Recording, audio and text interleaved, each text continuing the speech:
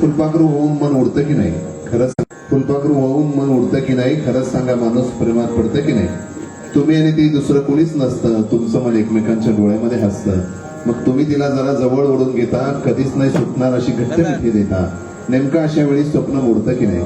खरंच सांगा, माणूस प्रेमात पडतं की नाही? कधीतरी घडून येतं तिचं तुमचं भांडण, तुमच्या डोळ्यात वनवा, तिच्या डोळ्यात श्रावण. भांडणाचा पुन्हा मग पश्चाताप होतो, दोघांचा आपोआप गुन्हा माफ होतो. भांडणानं तुमचं प्रेम वाढतं की नाही? खरंच सांगा, माणूस प्रेमात पडतं की नाही? भेट नाही झाली की त्रास होऊ लागतो, डोळ्यांना सारखा भास होऊ लागतो. आपलं मन मनातल्या मनात रडू लागतं, गोड सुद्धा जिभेला कडू कडू लागतं. पाणी सुद्धा पोटाला तोडतं की नाही? खरंच सांगा, माणूस प्रेमात पडतं की नाही? एकदा माणूस प्रेमात पडला की अडथळ्याची शर्यत करावी लागते, आणि अडथळे आल्याशिवाय आयुष्य सुंदर होत नाही. समजा आपल्याला अडथळेच आले नसते तर आयुष्य एकदम निरस झालं असतं. तर हा सुद्धा अडथळा आपल्या या प्रगतीचा अडथळा आहे असं म्हणूया. तुम्ही पुनश्च एकदा मंडळाचे पदाधिकारी या ठिकाणी जनरेटरची सोय करून आम्हाला परवानगी दिलेली आहे. आम्हाला खूप आनंद आहे. धन्यवाद. एक फरमाईश जी मनापासून आलेली आहे, कानडा राजा पंढरीचा. मी अंजली आणि नंदिनी यांना विनंती करतो, सादर करा.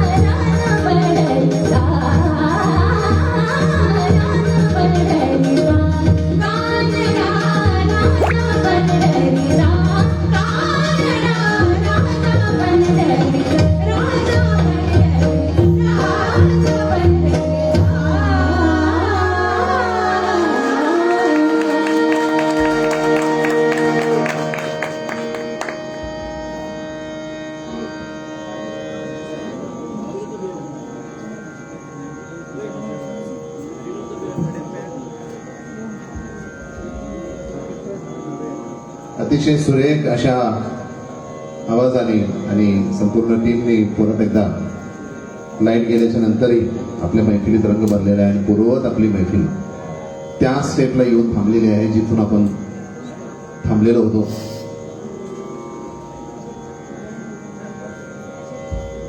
मित्रो, आपण आता असं एक कृष्ण भक्तीचं गीत ऐकणार आहोत ज्या गीतासाठी 2 स्वर 2 भारतरत्नांनी दिले. एक पंडित भीमसेन जोशी आणि दुसरे स्वरसम्राज्ञी लता मंगेशकर. दोघांनी अतिशय सुरेख गायलेलं हे गीत आहे. श्रीनिवास खळे यांचं संगीत आहे. त्यावेळी लता दीदींनी श्रीनिवासजींना विनंती केली की भीमसेनजी बरोबर मी गाणार नाही, माझी वेगळी रेकॉर्डिंग करा आणि मग भीमसेनजींची वेगळी रेकॉर्डिंग करा. कलेचा आदर आणि कलावंताचा आदर या